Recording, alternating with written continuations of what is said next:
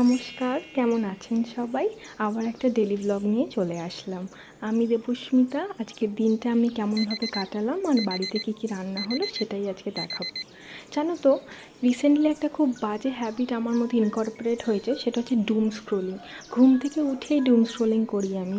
এটার যদি কোনো প্রিভেনশন তোমাদের কাছে জানা থাকে, please let me know in the comment section.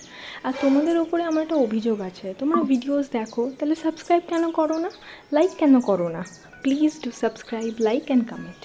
যাই হোক, সকালবেলা উঠলাম, উঠে এক বোতল জল আর চিয়া সিড খেয়ে নিলাম, কেন এই দুটোই স্কিনের জন্য খুব ভালো।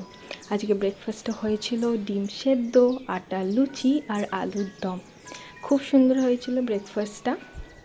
আর আজকাল কি তোমরাও এটা দেখছো যে লঙ্কাগুলোতে একদম ঝাল নেই? আমার তো একটুও ঝাল লাগে না। আজকে তো বাড়িতে স্পেশাল রান্না হয়েছিল ইলিশ মাছের মাথা দিয়ে লাউ আর ইলিশ মাছ ভাপা। আমার তো ইলিশ মাছ খুবই প্রিয় একটা মাছ, কিন্তু জানো তো আমার ইলিশ মাছের ঝোল ঝাল কিচ্ছু ভালো লাগে না। আমার জাস্ট ভাল লাগে গরম ভাত, ইলিশ মাছ ভাজা আর ইলিশ মাছের তেল।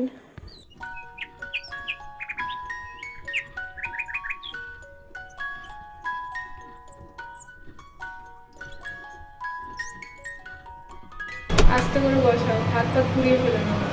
ব্যাস ঠিক আছে, ছেড়ে দাও।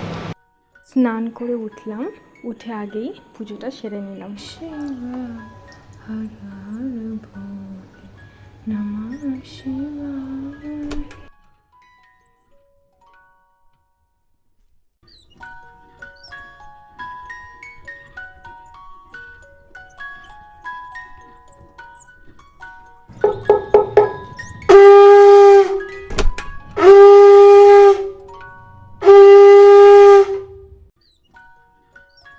অনেক বেজে গেছে, এবার খেতে বসতে হবে।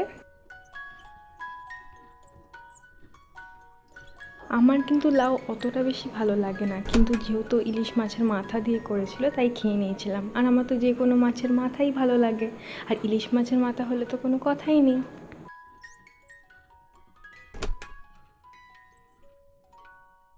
আর এখানে আমি একটু ফুড ব্লগারের মতন খেয়ে তোমাদেরকে দেখালাম। যাই হোক, লাস্ট পাতে ছিল চাটনি। আজকের জন্য আসি, আবার দেখা হবে।